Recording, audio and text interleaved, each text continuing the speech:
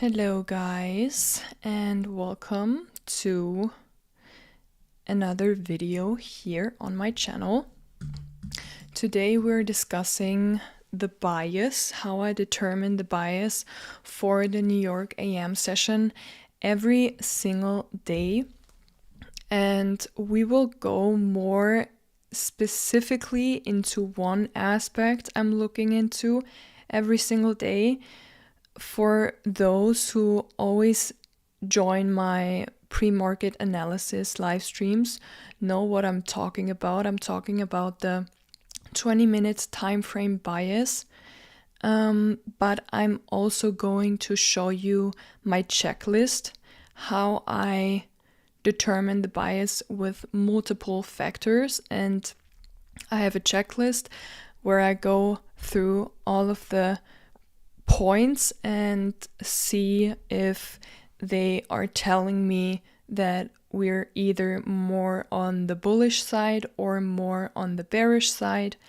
So let's start. First of all, I'm always starting on the higher time frames, and not only on NQ, on NASDAQ, but also on ES and YM. So I'm comparing all of the three indices because they are correlated markets, and I want to see if we have a cracking correlation between those markets or if they move in sync. But yeah, let's start with the first point I'm looking at every single day. So I'm giving you my whole checklist here. And the first thing I'm looking at is where did we open up using previous days range. So where did we open up using previous days range? So this is the first factor I'm looking at, and it's pretty simple. What I'm doing on the chart is, let's say, for example, in this case, yesterday. If we have the day before, so in this case, Thursday, then I will take the Fib retracement tool and measure the previous day's range. So in this case, Thursday. And what I'm looking here is where did we open up this day in this range. So in this case, we opened up in the upper quadrant of previous day's range. And that in itself normally is a bullish signature for me, but I'm only taking this into consideration if we didn't take out previous day's high or previous day's low. So in this case, I know, because I saw it yesterday, that that was not the case. Like, yes, we opened up in the upper quadrant of the previous day's range, but yesterday we already took out previous day's low before we opened up at 9:30. So this wouldn't be a significant factor for me anymore to look at. So it would be only significant for me if we didn't take out previous day's high or previous day's low. So let's say we didn't take out previous day's high or previous day's low, and we opened up in the upper quadrant of previous day's range, then I would consider that as a bullish signature, and I would look for us to sweep previous day's high. So let's go to the second signature I'm looking at to determine the bias.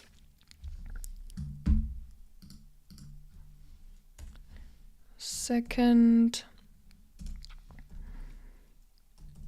Did we take out previous day's high, previous day's low on all the indices?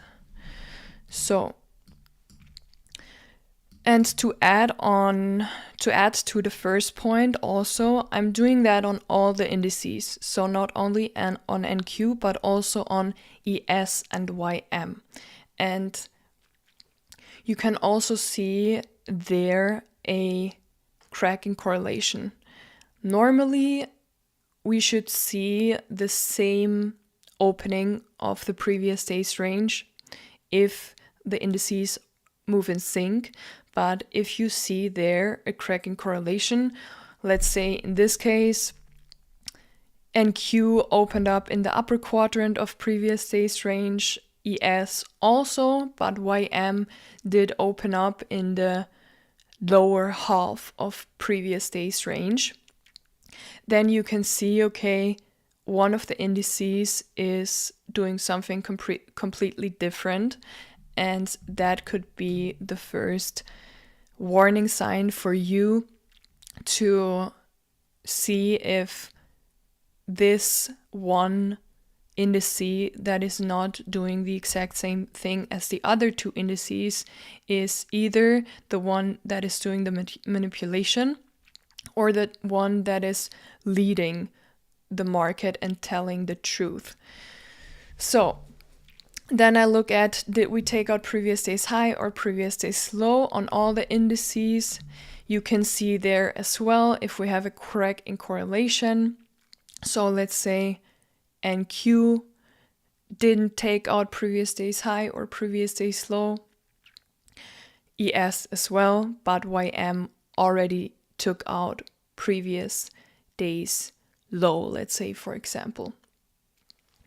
Well, if we are overall in a bearish trend like we are right now, that could signature to you that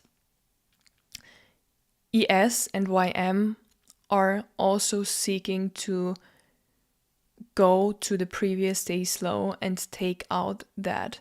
So one of them is either signaturing that we're going to catch up with the other two indices as well, or it can also signature to you that this is an SMT. And let's actually go to ES and YM so that I can show you an example. So we are on NQ, ES, and YM on the daily time frame, and let's see if we have a example for that. So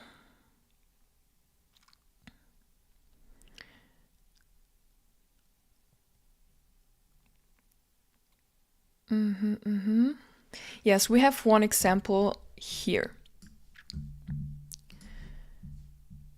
You can see this is the high of Friday on NQ.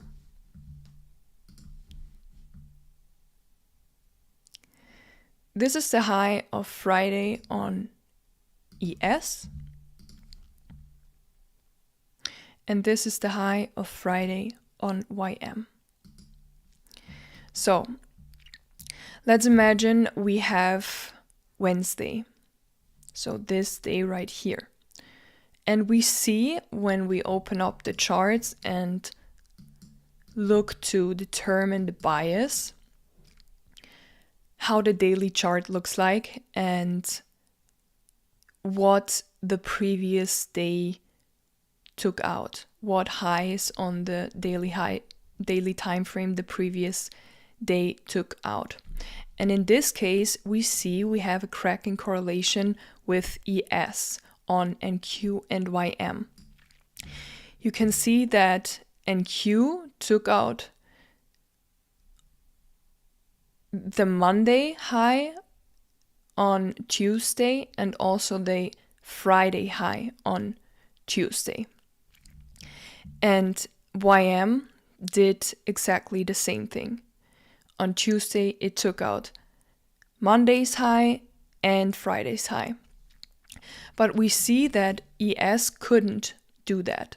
So ES couldn't take out Friday's high on Tuesday. So that would be a signature for me to have a continuation to the downside, because that is an SMT on the higher time frames. So let's get back to NQ. And also a good example for me from yesterday. Yesterday when we opened up at 9:30 or even before that, when we go to the 1 hour time frame, we can see that better.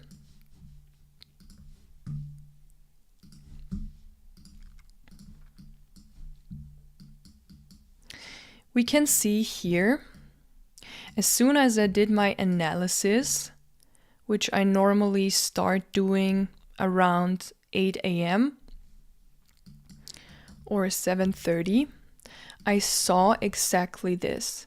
This is the low from Thursday. So this is the previous day's low. And I saw that we already took it out. But what I saw instantly was that we barely went below it. So when we see liquidity taken out just a little bit, then it is very likely that we're going to take it out another time and then have a reversal to the other side. So in this case, we are clearly bearish, so that would not be the case. But also, in general, if you see one side, like the previous day's high or the previous day's low, already taken out, that could signature to you as well that we are done at that key level and that we're going to reverse to the other side. And it is especially telling if, let's say, we have this candle here not forming a wick below the previous day's low. So let's say, for example, we see us close below that, let's say on the 1 hour time frame, and right the next candle, the next hourly candle, closes above again. So that would signature to me that we're very likely to not drop lower again. So always keep that in mind. So the third thing I always look at is how many handles did we already move. Okay, so here we have again the perfect example was yesterday. As I was telling you in my pre-market analysis live stream, I will always take the measuring stick, and when I'm doing the analysis, I measure the move we already made on the day. So let's say on Thursday,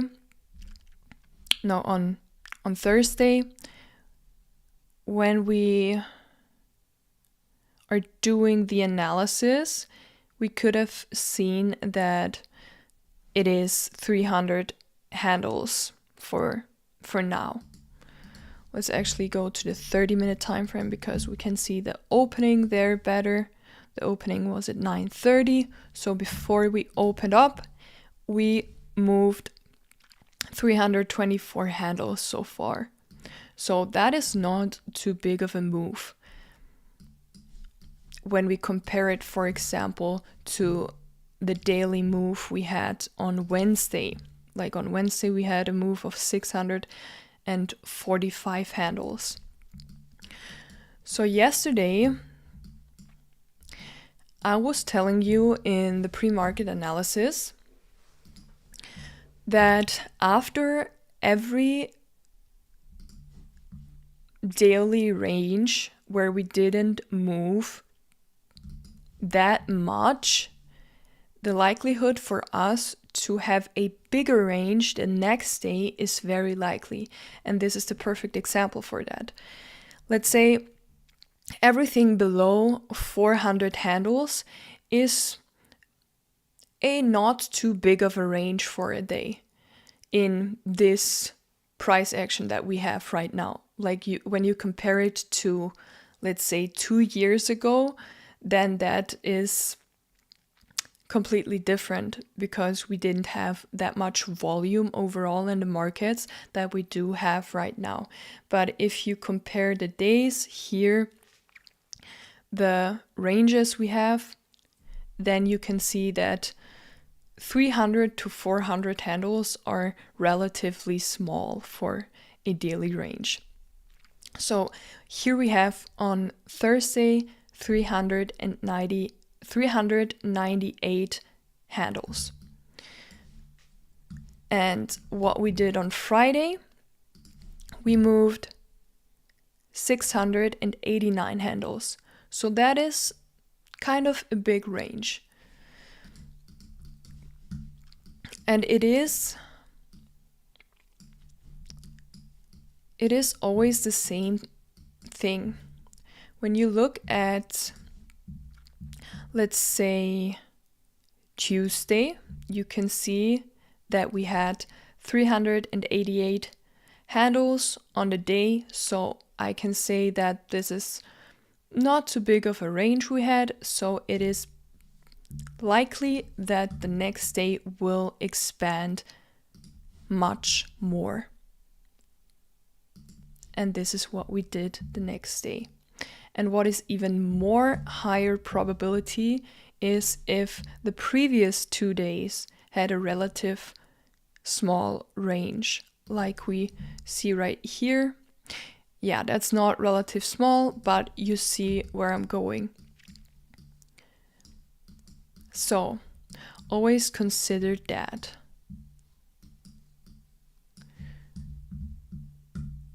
Then let's move on to the next point, because the most important point is going to be the point, something I'm going to mention later on in the live stream, the 20-minute bias, like I told you.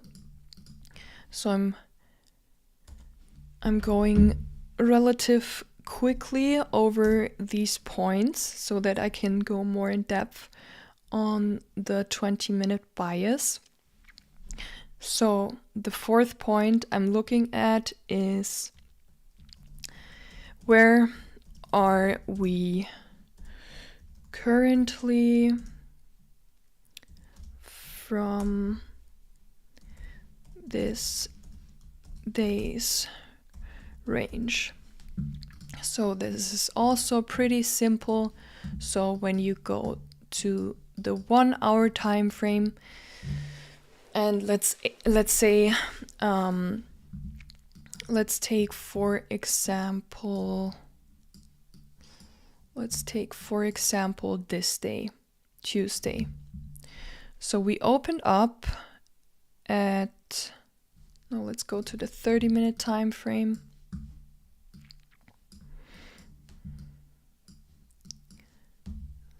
So we opened up at 9:30, and you can see when you measure the move that we had before 9:30 then we can see the quadrant levels of the range we already made before we had 9:30.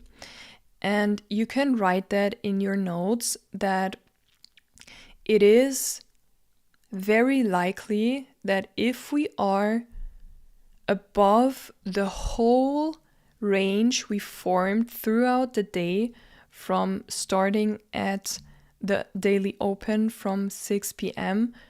to 9 a.m. before we opened up right at 9:30, it is very likely for us to see shorts. So it is a higher probability to take shorts rather than to take longs. But as soon as we drop again inside of that daily range that we formed before we opened up at 9:30, then you can look for longs again, like we had perfectly in this case. So we went higher, then we could have taken shorts above the daily range and then take longs as soon as we get inside of the daily range. What's even higher probability is if we are below the whole daily range and from there to take longs again. But what you also have to consider is if we are in a trending market on the higher time frames. Like you can see here on this day, right now, we are very heavy. We have a very heavy price action. And when we look at the daily range we formed before we opened up at 9:30, we can see here, this is the range we formed before we opened up at 9:30. We see that we barely could tap into that area again. But you see, as soon as we tapped into that area again, the range we formed before 9:30, this is where high probability setups could have formed for you to take shorts again. And also a signature for you is that if we already displaced below, as you can see here, on a higher time frame, let's say like the 30-minute time frame that we have right here, or if we go on the 1 hour time frame, this is also a good time frame to consider, or the 4 hour time frame as well. But let's stay at the 1 hour time frame. When you see that 9 a.m. displaced below this daily range that we formed, and the next candle, 10 a.m., was not able to displace to the upside again, then it is very likely for us to drop lower and that we can short above this daily range, like inside of the daily range that we formed before we opened up at 9:30. So this is one thing I'm considering every single day. So then let's get back to the next point, to point number 5. So point number 5 from my checklist is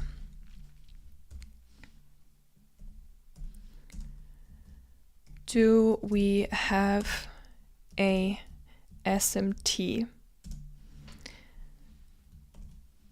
daily or higher time frames? So I kind of touched on that briefly when I was showing you and explaining you point number 2, like I've outlined right here, the SMT we had with ES and YM on the daily time frame. So this is something I consider, and not only on the daily time frame, but overall on the higher time frames. So we could also have session SMTs, for example. Let's say that NQ already took out London session high, but ES didn't, and YM also didn't. That could be a session SMT at the highs, and that could signal to us that we see further continuation to the downside, and that NQ just did a manipulation to the upside, and the other two indices are in sync with each other, and they're basically showing the truth and yeah, like showing you that we are going to have continuation to the downside. And then the next thing I'm looking at is the new week opening. So point 6, are we above or below new week opening? And this is also a thing I'm considering on all the indices, so NQ, ES, and YM. And let's go to the 1 hour time frame. And actually, let's open up the other indices as well on the 1 hour time frame.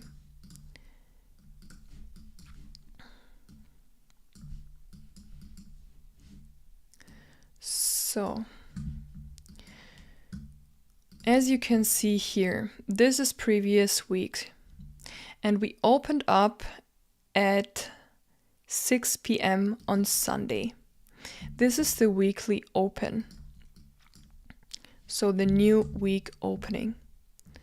And I'm always having this area on my chart in red. Let's do that on ES and YM as well. So ES and YM. Okay. So yesterday we had the perfect example for that. And on Thursday as well. That is amazing. So what I'm always considering here is the 1 hour time frame and the 30-minute time frame. One thing I consider is, are we above or below the new week opening? So whenever we are below the new week opening, then it is good for for longs, and whenever we are above the new week opening, then it's good for shorts. And especially what I look at is how we react at the new week opening. So when we see the 1 hour time frame, it looks a little bit different than the 30-minute time frame. So we can see in this instance better what I mean on the 1 hour time frame. So whenever we see on the 1 hour time frame or on the 30-minute time frame, so either one of those two, that we are right at the new week opening. If we see an hourly candle displace below and the next hourly candle displaces again above the new week opening, then it is a warning signal for you that this low is going to hold for the day. That this is signaling that we will not continue to the downside on this day. So in this case, we didn't, and we held this low right here, and we could have looked for long setups inside of this wick down here, because this low should hold. But if we see on the other hand the example we had yesterday, that yes, we first got support at the new week opening, but after that we displaced below it. And as soon as we see this displacement below, but the next candle did not displace above it again, like we saw right here, then it is signaling to you that we will continue to the downside and that we will see, or that we should see, resistance at the new week opening, which we did right here in this case. So the same is of course true for the other way around as well, so for longs. And what you can look at here is the correlation of these markets as well. As you can see, this week YM was the weakest, and we saw a displacement below the new week opening on Wednesday, and ES and NQ did not go to the new week opening on Wednesday, but later on in the week. So yes, also always look at these signatures, not only on NQ but also on ES and YM, and if they're all signaling the same thing to you, then that's a good probability, like high probability for us to have a low resistance liquidity run in one direction. Like we had here, we already displaced to the downside on YM, but NQ and ES kind of stayed in that area of the new week opening. But as soon as we saw on Friday that we finally got the displacement to the downside on NQ and ES, then you can say that, okay, now there's nothing in the way for us to continue to the downside. Like you can see here, for example, on Thursday, we would have seen on ES and YM, okay, we already displaced to the downside and we didn't displace again to the upside on the next candle. Like we can see here, we displaced to the downside and the next candle did not displace to the upside, and YM also already displaced to the downside. But then we can see that NQ did displace to the upside again, and that was a signature for you to say, okay, this day might not go lower. Then let's again go to the next point. And the next point is what I just outlined, but I'm going to write it down so you can have it on your checklist as well. The point 7 is how did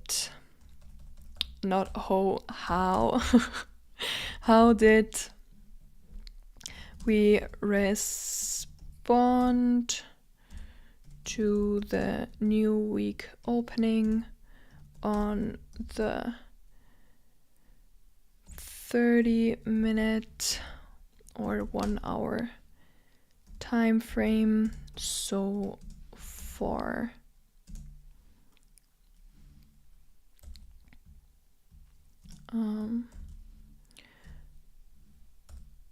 On all indices. So let's get to point number 8. And now we're getting to the interesting part. Something I haven't mentioned in any live stream so far. And now I'm going to tell you my little secret in point 8 and point 9.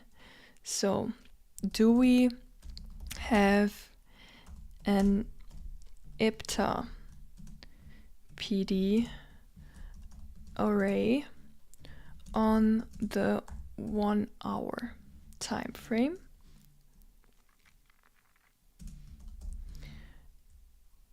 And so the next point number 9, is going to also mention IPTA. And this is what I'm always mentioning on the 20-minute time frame. And what I want to point out clearly here is that this is not completely my concept. This is not completely my idea. Yes, the 20-minute time frame and to determine the bias based on that idea is my model. But I got introduced to that by, first of all, yes, ICT to IPTA overall, but I got introduced to that from Frank369. So if you want to learn more about that concept, check him out. He's called Frank369 on YouTube. So the logic behind 369 is what I mean with IPTA. So the logic behind 369 is timing in the market. So whenever we have a time that adds up either to 3, 6, or 9, that is an IPTA time. So let's say, for example, 9:30. If you look at 30, it adds up to 3. But if you look at 9:32, if you count 2 and 3 together, it is 5. So this is not an IPTA time, for example. But you can also count the hour and the minutes, and then you can get IPTA times as well. So I'm not going to go much in depth on that concept because, like I said, let's continue this here, and you can check out Frank's videos if you want to learn more about that. And this is the signature of institutional money and how the markets kind of work. But you can go down the rabbit hole on that one if you want to. I did the last few months, the last 5 to 6 months, and it is crazy. But yeah, let's actually look at the 1 hour time frame. So to give you a little bit of a more practical perspective on what I just explained, is I look for PD arrays and especially for FVGs on the 1 hour time frame which formed at IPTA times. So an example would be yesterday. When I was looking at the market yesterday, I was looking at this fair value gap, like you saw me outlining in the pre-market analysis. So, and to give you a little bit of more examples, I'm going to go back this whole week and show you the IPTA times where we formed PD arrays, especially for value gaps. So as you can see right here, when you open up the chart, let's say at 8 a.m. before we opened up at 9, then you can go back and look at all the fair value gaps and see if they formed at an IPTA time. So 5 o'clock is not an IPTA time because it doesn't add up to 3, 6, or 9. Then the next fair value gap we have is this fair value gap here at 3 p.m. This adds up to 6. So 1 and 5 equals 6. So this is an IPTA FVG. So the market, after we displaced below that, should go back into this fair value gap to have resistance, which we did to the tick right here.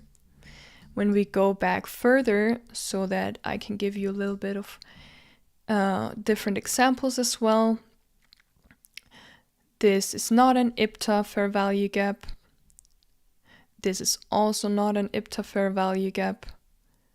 This right here is an IPTA fair value gap because it is 24, because midnight is not only 0, 0, 0, 0, but also 24, like 12 p.m.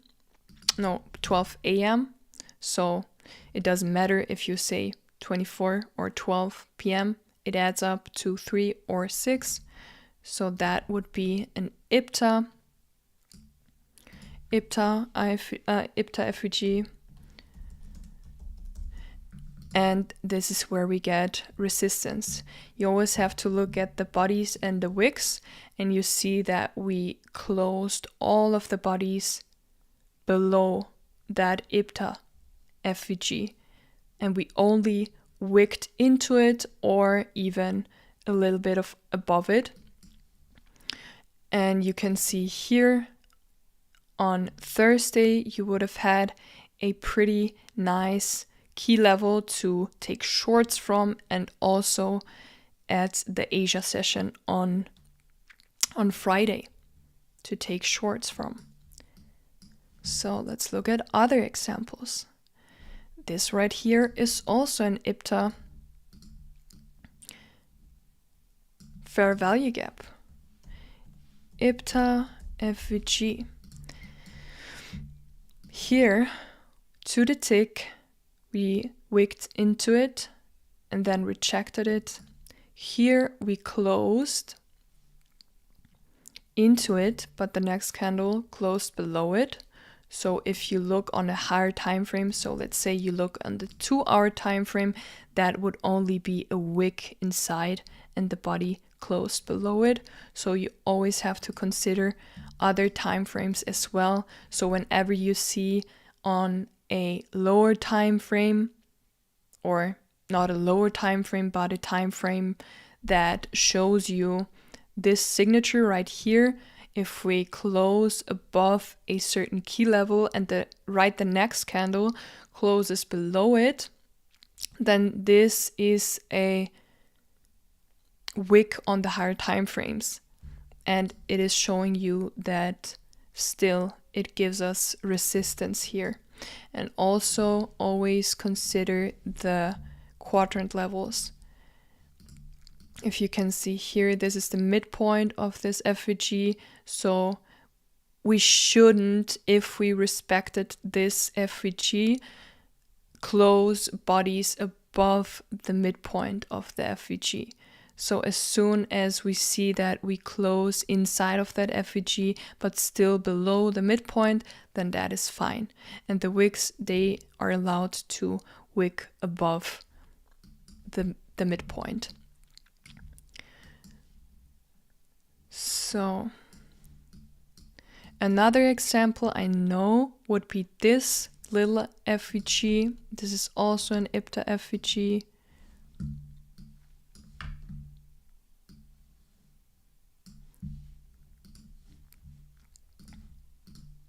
As you can see here, this is 6 p.m.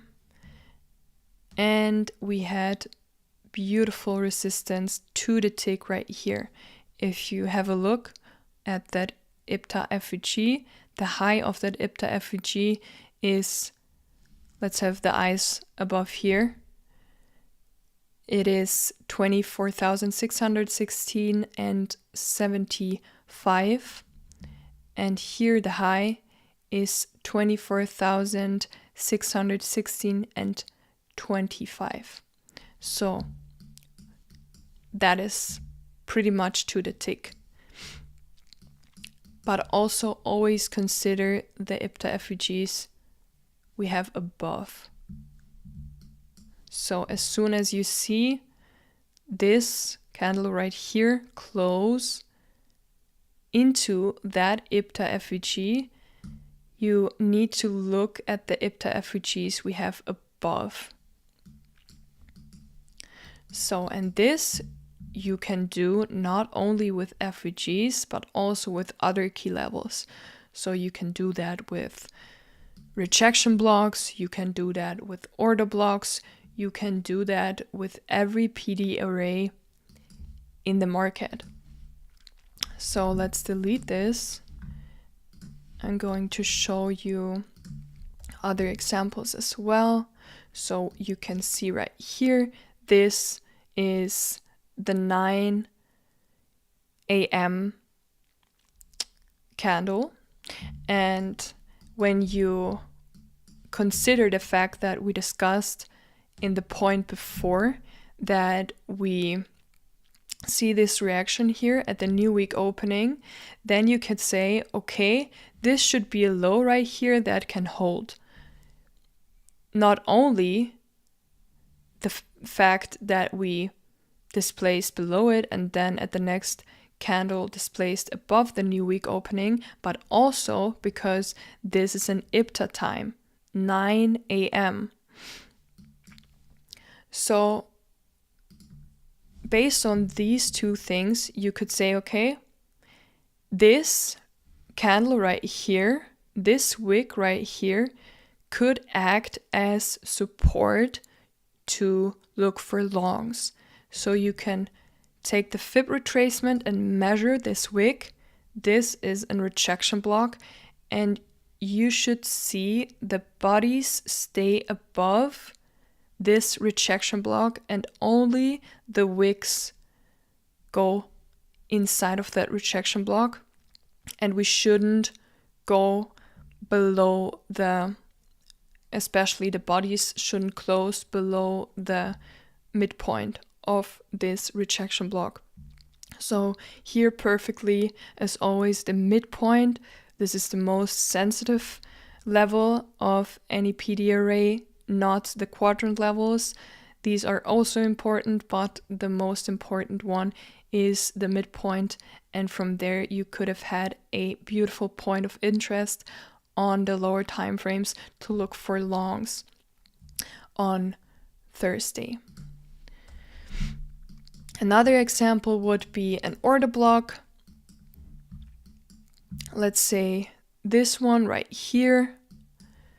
This is formed at 3 a.m. So also an IPTA time, because it adds up to 3, 6, or 9, because it is at 3 a.m. and you can do that on every time frame. So not only on the 1 hour time frame, but also on the 1 minute time frame, the seconds time frame, whatever, the 5 minute time frame. Yes, so you can see here we also respected this level right here for continuation to the downside on Friday. This is an order block, or you can also only take the body of the order block. So right here, the open of this order block is, if you look up here, is 24,527.75, and the high is 24,527.5. So you can see, oh, it was 1 tick away. So that is also a signature for you that we were very weak. Like 1 tick away from that key level, it is showing very heavy price action, but overall this whole candle is an order block. So let's continue with the next point, and we will go more in depth on that point. So point number 9, this is what you have all been waiting for, what I've been teasing in my pre-market live streams. So 20-minute bias. Yeah. So now I've introduced you to the logic of IPTA, and this is what we will apply on the 20-minute time frame. So let's go to the 20-minute time frame. So you have seen this chart if you are joining my live streams on a regular basis. And I'm always starting after 7 a.m. to make my daily bias, to determine my daily bias. So what I'm always doing is I will draw a vertical line at 7 a.m. like you can see here, these gray lines. So what I'm looking now is I'm looking at every high or low that formed at an IPTA time. So as you can see here, the red lines are the lows that formed at an IPTA time, and the green lines are the highs that formed at an IPTA time. So for example, when I was determining the bias for Friday, you can see that right at 6 p.m. we opened up the day.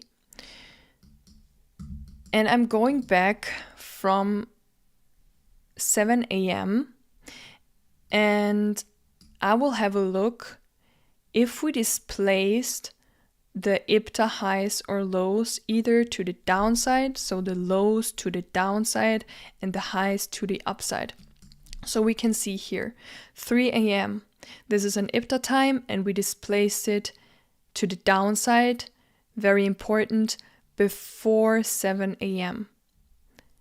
So everything we did before 7 a.m. is important because right at 7 a.m. we start the New York AM session. So from 6 p.m. until 2:30 a.m. is the Asia session. Then from 2:30 until 7 a.m. is the London session. And then from 7 until 11:30 is the New York AM session. So everything before 7 a.m. So what I want to see is if we get 2 displacements back to back from IPTA lows to the downside. And if that is the case, then I'm bearish. And this is the perfect example we have right here. This is an IPTA low, we have a displacement to the downside. So the next IPTA low is this low right here. It is 6 p.m. So 1 plus 8 is 9. It is an IPTA low. So we see right here, we have a displacement to the downside. So 2 displacements to the downside, and that means we will have a bearish session. And this low, the latest IPTA low we displaced to the downside, is also a key level to look at, to have this right here as a key level to look for shorts. Not only because this is an IPTA low, but also, no, this is a different thing that I was explaining. No, this is good. But as you can see right here, that it would have been only a key level before 9:30, or I think this is also after 9:30. Yeah, but sometimes that is also the case that we can't even come back up anymore to that level to take shorts, but we just go to the downside from there on. So as you can see right here, these are the IPTA highs. So this is 12, like this is midnight. This is 6 p.m. So also an IPTA high, and this is 4:20. So if you count it, 1 plus 6 is 7, 7 plus 2 is 9. So it adds up to 3, 6, or 9. So we can see here we had a displacement to the upside at this high. But after that, we did not displace this high to the upside and also didn't displace this high to the upside. So that means for me that we are very weak. But let's say that this displacement to the upside would have been between this displacement to the downside and the second displacement to the downside. Then that would be the case for me to say, okay, this is a red flag that we might not see continuation to the downside. So important, we need to see 2 displacements to the downside back to back without a displacement to the upside in between. So I will give you now more examples on that, and I will actually go to Tradezella for that. So let me quickly change the chart to Tradezella so that we can see on the old contract what we did there. So now it is normal that you don't see anything.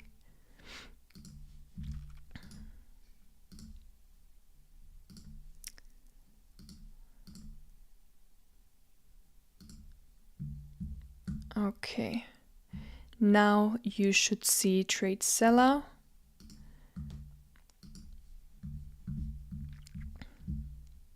All right. And we will have a look at examples from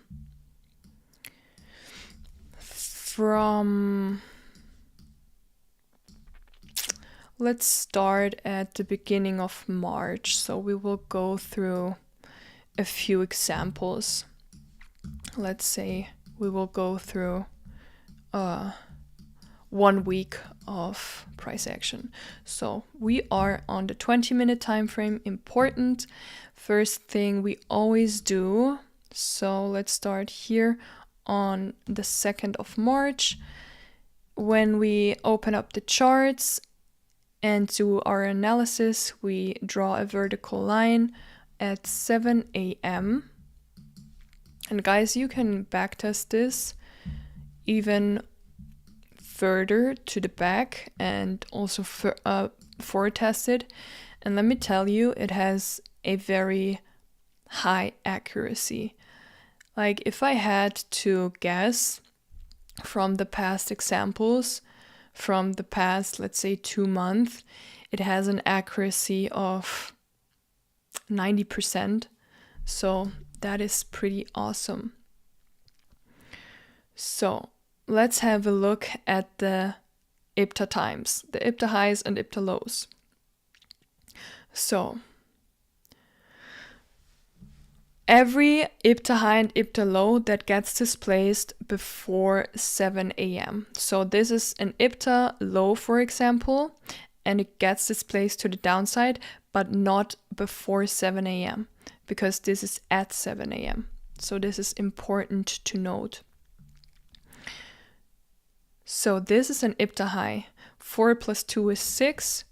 and we can draw that here on the chart in green. So I have always the highs that we displaced in green and the lows that we displaced in red. So we have one displacement to the upside, then the next one would be, what would be the next one? Here we have a displacement of this one. This is an IPTA high.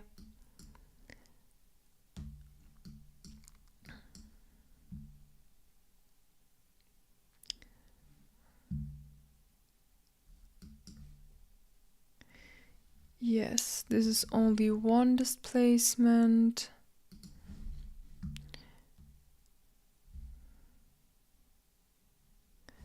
So 2 plus 2.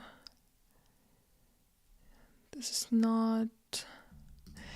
This is an IPTA low, so we will make that in red.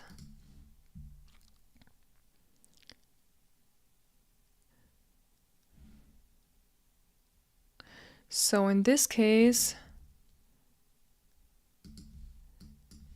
we have one displacement to the upside, one displacement to the downside, and another displacement to the downside.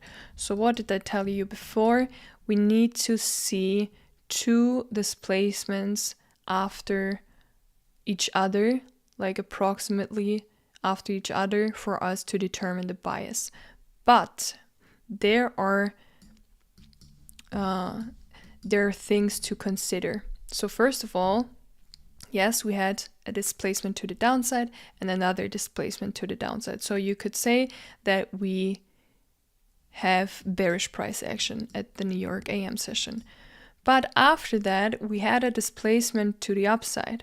So this is the first warning sign for you that the bearish bias is not confirmed anymore, because that should not be the case. Another signature for you is that when we have a displacement to the downside, as we can see right here, we shouldn't have a displacement to the upside again afterwards. So as you can see right here, we have a displacement to the downside of the IPTA low, but the next candle is placed above it. So this is also a red flag to consider that the downtrend is not confirmed yet. So you could delete this one. So if you look at that, then afterwards, again, you can see that we only have one displacement to the downside and only one displacement to the upside of an IPTA high and IPTA low. So it is lower probability for you to determine the bias if you only have one displacement to the upside and to the downside. And also you can't consider it that we have two displacements to the upside in this case, like this one and this one, because in between we had a displacement to the downside. So what you can consider though is that the latest displacement was to the upside. So it is more probable, like the probabilities are more likely for us to have a bullish bias. And you can see here again, below this displacement, it is a good point of interest to take longs. Let's have a look at another example. And I will not do too many examples, but I will mention it in the next live streams, like every live stream that is going to come in the pre-market analysis, and I will look at these factors in every single live stream so that you have more examples and also more realistic live examples, like examples where I can't see what will happen next.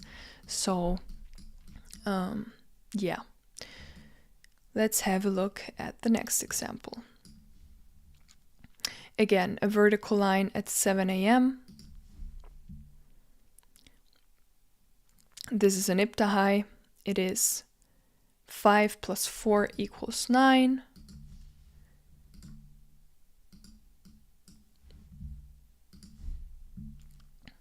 Then we have, where do we have the ipta lows?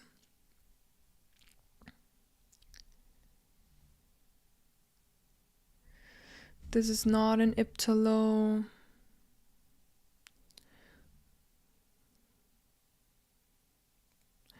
This is an ipta low.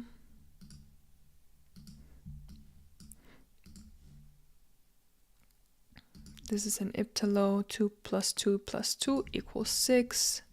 So here we have again an example, a very similar example that we had before as well. So you can see that yes, we had 2 displacements to the downside before we opened up at 7 a.m. and 1 displacement to the upside. But after you see the 2 displacement to the downside, you shouldn't see a displacement to the upside again.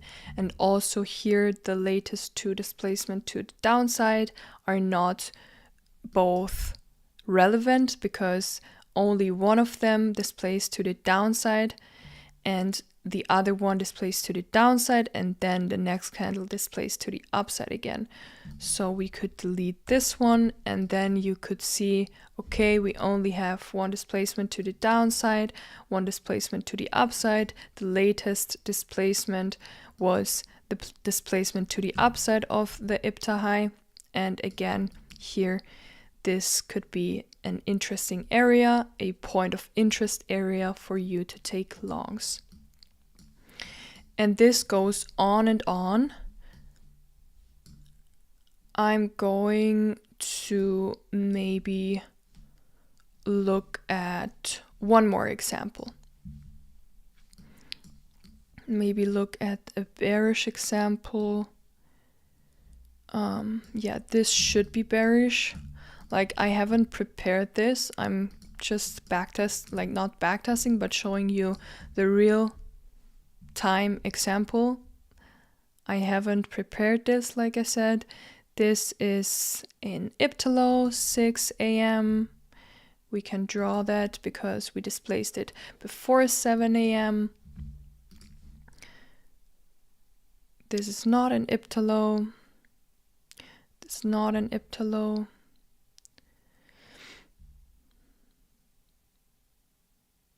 This is not an ipta low.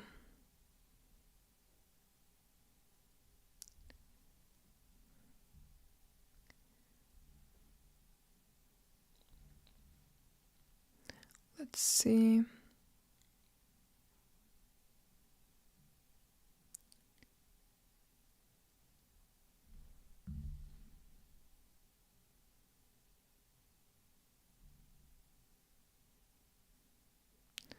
Okay. This is an ipta low.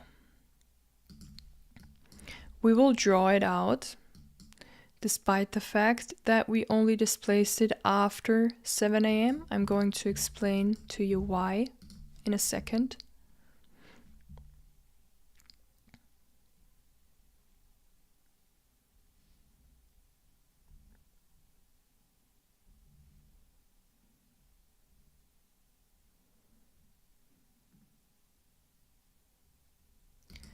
This is an iptahai.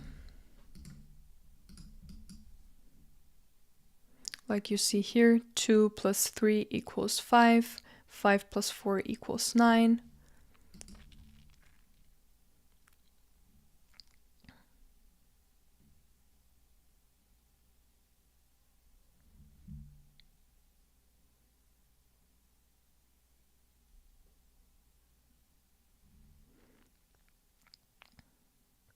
So as you can see here, we only have one displacement to the downside again. And here on top, we can see that we only wicked above the IPTA high. So this is also very signaling to you that we are very weak. So we can say, okay, the latest displacement we had to the downside is right here. So after you see the second displacement to the downside, even if it is after 7 a.m., then that is even more of a confirmation for you to look for shorts, but again, above the displacement we had before 7 a.m. So as you can see here, this would have been an area too short, and here again, an area too short. So I'm not going to give you more examples. I think this was clear. If it is not as clear as you want it to be, or if you have questions, please ask me in the future live streams in the pre-market analysis. I'm going to go through these examples even more in real time in the future, but now you understand the basics of it, the technique behind it, so that I don't have to explain it in the live streams, in the pre-market analysis.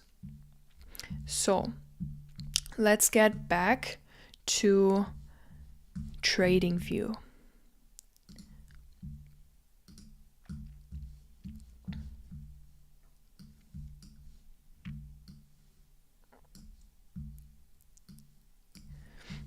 All right. So this is the point number 9 I'm considering when I determine the bias. So there are 2 more points I'm considering when I determine the bias. And also one important thing to note is that I'm not giving every single point the same emphasis. So for example, I am not giving where we opened up in the previous day's range the same emphasis as 0.9, the 20-minute bias. For example, yesterday, the 20-minute bias told me that we will go short, that we will have a bearish bias, but the first point, where did we open up using previous day's range, would have told me that we are bullish. But considering the fact, first of all, that we already took out previous day's low, will tell me that the first point is not a point to consider at all. And secondly, that it is way more important to consider the 20-minute bias because it is more accurate than the first point. So you have to determine, okay, which one of those are more important, and also if they're all in sync. Like for example, if there is a day where like 50% of those things tell me that we will have a bearish price action in the AM session, but the other 50% tell me that we will have a bullish price action, then I will be very cautious and say, okay, I'm open to longs and shorts, or we could have even a choppy price action, and I will be very cautious of taking any trades, and that I will have to wait for the market to give me more data and give me the reaction on key levels to determine if we are bullish or bearish.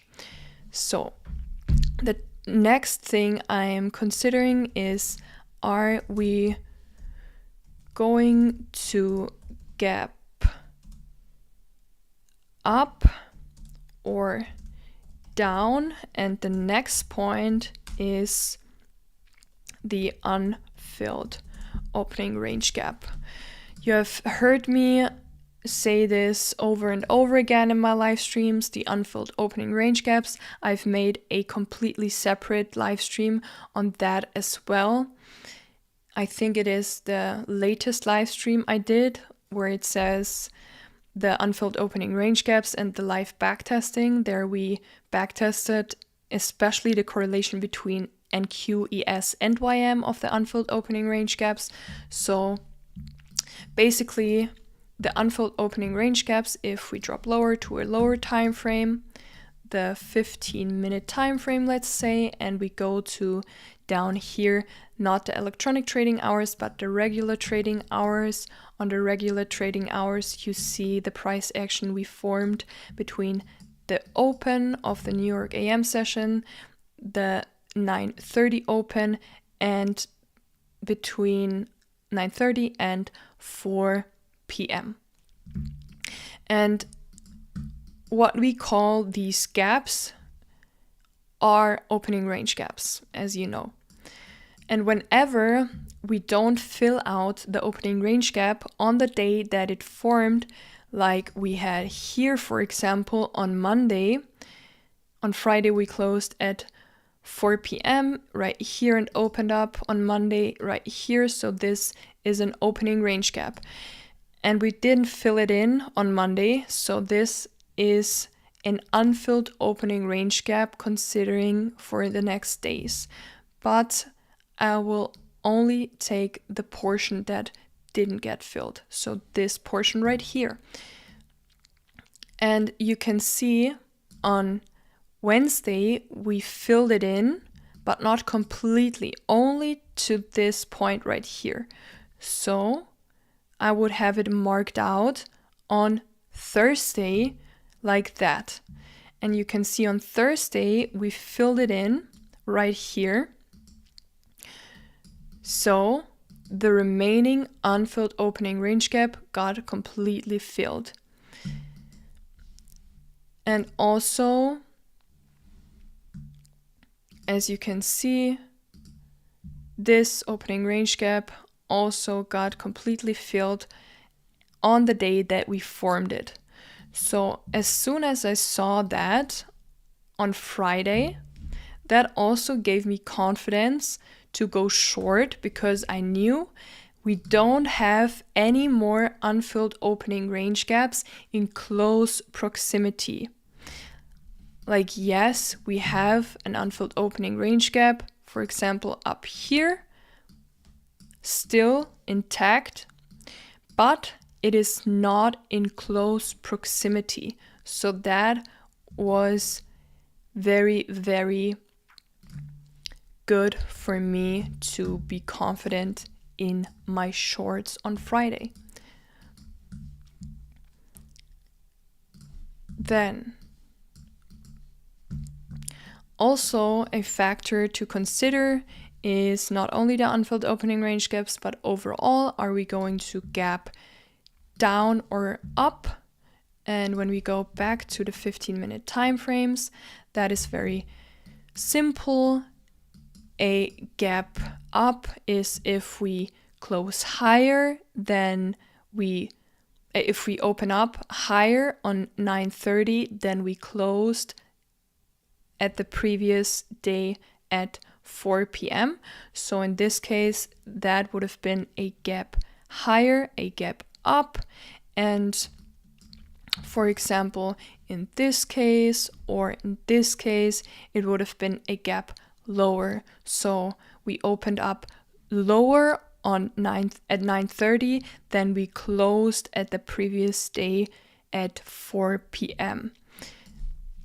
And why I want to consider these facts is that the high and the low and the midpoint of the opening range gaps are key levels to consider to take trades from. So for example, you can see right here that this is an opening range gap.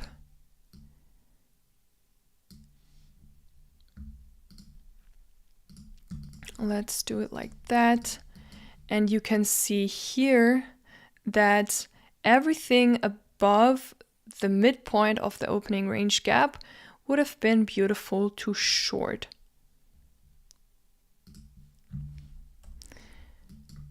Then also here the key levels on this opening range gap, everything below the high of this opening range gap would have been a beautiful scenario to long. So whenever I see a gap lower, I need to consider us to go higher to at least the low of the opening range gap or even the midpoint of the opening range gap. And whenever we gap higher, then I need to consider for us to go lower to that opening range gap to either get support at the high of the opening range gap, the midpoint, or the low. So that's basically it for the determining of the bias. If you have any questions, then you can ask me in the next live stream on Monday at the pre-market analysis. I hope it was clear for you, and I hope it gives you more confidence in your market analysis, in you determining the bias on NQ and overall in the markets. And I will talk to you again on Monday. And again, I hope it helped you. Please comment down below in this video what helped you the most, or if you have any questions, you can also ask in the comments. I will reply to those. And also, if you haven't subscribed yet to the channel, please leave a follow and leave a thumb up if you liked this video. And I will see you in the next video. Bye!